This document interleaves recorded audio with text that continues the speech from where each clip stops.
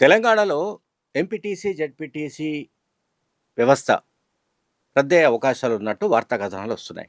సరే, దీనికి సంబంధించి రాష్ట్ర ప్రభుత్వం నుంచి స్పష్టత రావాల్సి ఉంది. సో, రైట్ నౌ కొన్ని వార్తా కథనాలలో మనకి సమాచారం వస్తోంది. మండల ప్రాదేశిక మండల పరిషత్ టెరిటోరియల్ కాన్స్టిట్యుయెన్సీ అండ్ జెడ్పీటీసీ అయితే ఆహ్, జిల్లా పరిషత్ టెరిటోరియల్ కాన్స్టిట్యుయెన్సీ అంటాం మనం. అసలు ఈ 2 ఏం జేస్తున్నారు? ఎంపీటీసీగా ఎన్నికైన వారు గానీ, లేకుంటే జెడ్పీటీసీగా ఎన్నికైన వారు చేసేది ఏంటంటే, ఎంపీటీసీగా ఎన్నికైన వాళ్ళు ఎంపీపీని ఎన్నుకోవడం, మండల పరిషత్ అధ్యక్షుడిని ఎన్నుకోవడం, జెడ్పీటీసీ సభ్యులుగా ఎన్నుకోబడిన వాళ్ళు జిల్లా పరిషత్ అధ్యక్షుడిని ఎన్నుకోవడం. కానీ వాళ్లకు అధికారాలు గానీ, బాధ్యతలు గానీ ఇవేవీ లేవు. అంటే వాళ్ళు పెద్ద ఎత్తున వాళ్ళ వెహికల్స్ వెనక మనం చూడొచ్చు. పెద్ద ఎత్తున ఏదో చింతకుంట అనే ఊరు ఉందనుకుందాం. ఆ చింతకుంట పక్కన చింతకుంట ఎంపీటీసీ అని చాలా భారీగా రాసుకుంటారు వాళ్ళు. సరే, దాన్ని మనం అబ్జెక్షన్ చేయడానికి లేదు. చాలామంది సర్పంచులు, ఈవెన్ వార్డు మెంబర్స్ కూడా ఆహ్, ఈ రకంగా వాహనాలకు నంబర్ ప్లేట్లు పెట్టుకొని తిరుగుతున్న సందర్భాలు మనం చూస్తున్నాం. అయితే ఎంపీటీసీ, జెడ్పీటీసీ వ్యవస్థను రద్దు చేయడం సాధ్యమా? కాదా? అనే దానికి సంబంధించి స్టడీ చేయవలసిందిగా పంచాయతీరాజ్ శాఖను రాష్ట్ర ప్రభుత్వం ఆదేశించింది. పంచాయతీరాజ్ శాఖలో ఆ మేరకు అధ్యయనం జరుగుతోంది. అంటే మిగతా రాష్ట్రాల్లో ఈ స్ట్రక్చర్ ఎట్లా ఉంది?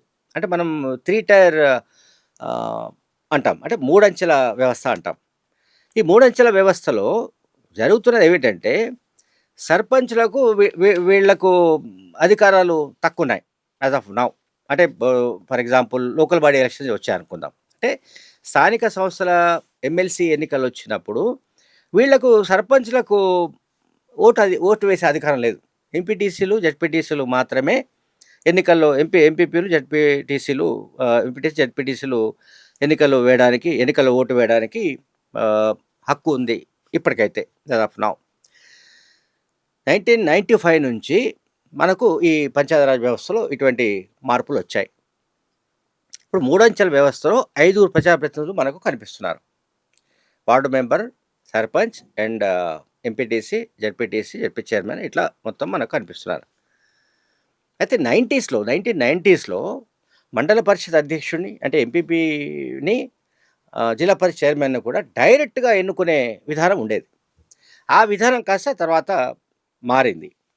మారిన తర్వాత సరే, రాజకీయంగా కూడా చాలామందికి కింది స్థాయిలో అంటే మండల స్థాయిలో వాళ్లకు అవకాశాలు లభించాయి.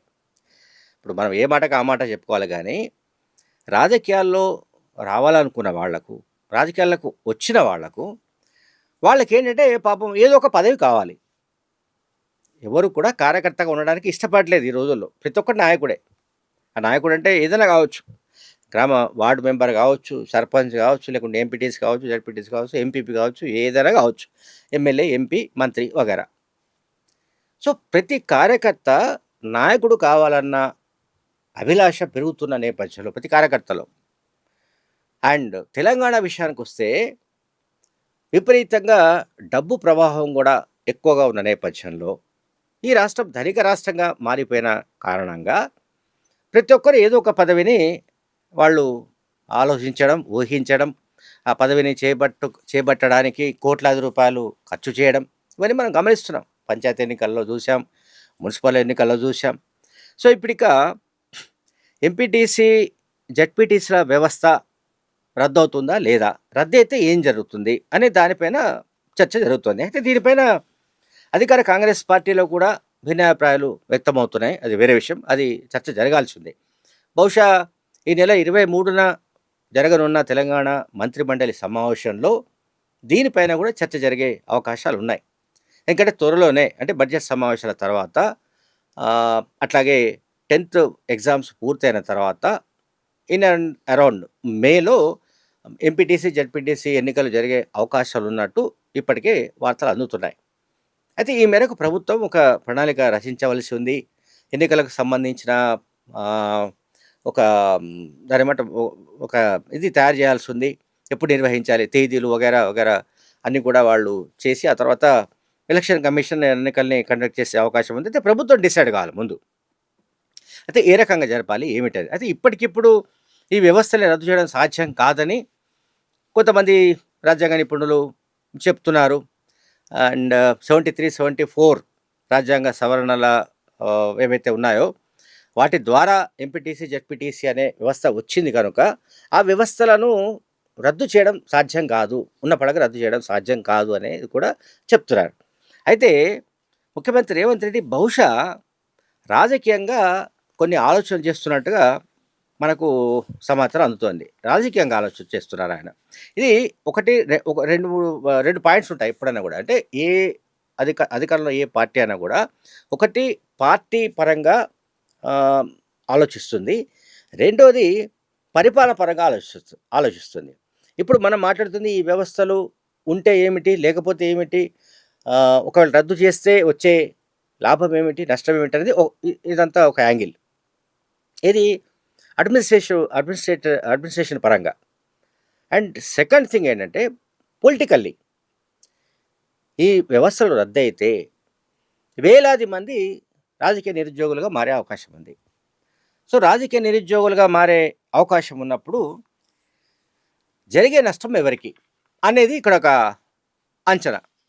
అయితే సాధారణంగా ఇప్పుడున్న పరిస్థితుల్లో చాలా చోట్ల మేబీ బీఆర్ఎస్ పార్టీకి భారీగా నష్టం జరగవచ్చు అనేది ఒక సమాచారం అయితే ఉంది.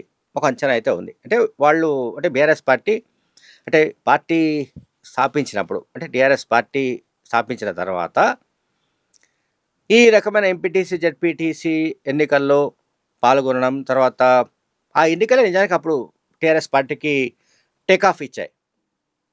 అంటే పార్టీ స్థాపించిన 2021లో పార్టీ స్థాపించిన వెంటనే 45 రోజుల్లో వచ్చిన లోకల్ బాడీ ఎలక్షన్స్‌లో ఎంపీటీసీ, జెడ్పీటీసీ ఎలక్షన్స్‌లో వచ్చిన ఫలితాలే ఆ పార్టీకి కిక్కునిచ్చాయి. ఆ పార్టీ ఒక్కసారిగా టేక్ ఆఫ్ తీసుకుంది.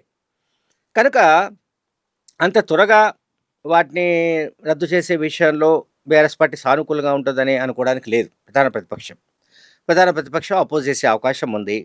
అండ్ మోరోవర్ ఒకవేళ ఈ స్ట్రక్చర్‌ను గనక చేంజ్ చేస్తే, సవరణ చేస్తే, మార్పు చేస్తే, లేకుంటే రద్దు చేస్తే జరిగేదేంటంటే మండల్ లెవెల్‌లో ఉండే మండల స్థాయి పొలిటికల్ మేనేజ్మెంట్ మోడల్ అనేది మారిపోతుంది ముందు. దీన్నేమంటారంటే పొలిటికల్ మేనేజ్మెంట్ మోడల్. అంటే ఇప్పటిదాకా ఏంటంటే ఏ ఎన్నిక జరిగినా అసెంబ్లీ, పార్లమెంట్ ఎన్నికలు జరిగినా కూడా మండల స్థాయిలో ఉన్న వాళ్ళు ఏదైనా ఎంపీటీసీలు, ఎంపీపీలు, జెడ్పీటీసీలు వీళ్ళు ఆ మండల స్థాయిలో అంటే సర్పంచ్‌కు, ఎమ్మెల్యేకు మధ్య వీళ్ళొక మిడిల్ మేనేజ్మెంట్ అనండి. అటువంటిది ఉంది. సో అది కూలిపోయే అవకాశాలున్నాయి. సో ఇప్పుడు మండల స్థాయిలో ఉన్న వాళ్ళల్లో ఈ ప్రభావం ఉంటుంది నాయకుల్లో. వాళ్ళు నిరుద్యోగులవుతారు. అయితే కాంగ్రెస్ పార్టీకి ఉండే అడ్వాంటేజ్ ఏంటంటే గ్రామ స్థాయిలో కాంగ్రెస్ పార్టీకి బలమైన పునాదులున్నాయి. గ్రామ స్థాయిలో కాంగ్రెస్ పార్టీకి సంప్రదాయ ఓట్లున్నాయి. ఆ ఓటు బ్యాంకు చెక్కు చెదిరే అవకాశాలు లేవు. అండ్ ఆ పార్టీకి సంబంధించిన నెట్వర్క్ ఉంటుంది. సర్పంచులు కావచ్చు, వార్డు మెంబర్స్ కావచ్చు, వీళ్ళంతా పనిచేస్తారు. బీఆర్ఎస్ పార్టీ విషయానికి వస్తే సమస్య ఏంటంటే బీఆర్ఎస్ పార్టీ తెలంగాణ భావోద్వేగపు జ్వాలల్లో పుట్టిన పార్టీ. ఆ తర్వాత ఆ పార్టీ స్ట్రక్చర్ అనేది వాళ్ళు నిర్మించుకోవడంలో విఫలమైన కారణంగా, ఆ పార్టీ నిర్మాణం డొల్లగా ఉన్న కారణంగా గ్రామ స్థాయిలో, పోలింగ్ బూత్ స్థాయిలో ఆ పార్టీ పటిష్టంగా లేదు. కనుక ఇదేమైనా అడ్వాంటేజ్ అవుతుందేమో కాంగ్రెస్‌కు అనేది ఇంకొక ఆలోచన కూడా ఉంది. బట్ ఫైనల్‌గా క్యాబినెట్ సమావేశంలో చర్చ తర్వాత మనకు కొంత సమాచారం అధికారికంగా లభించే ఛాన్సెస్ ఉంటాయి. Thank you very much.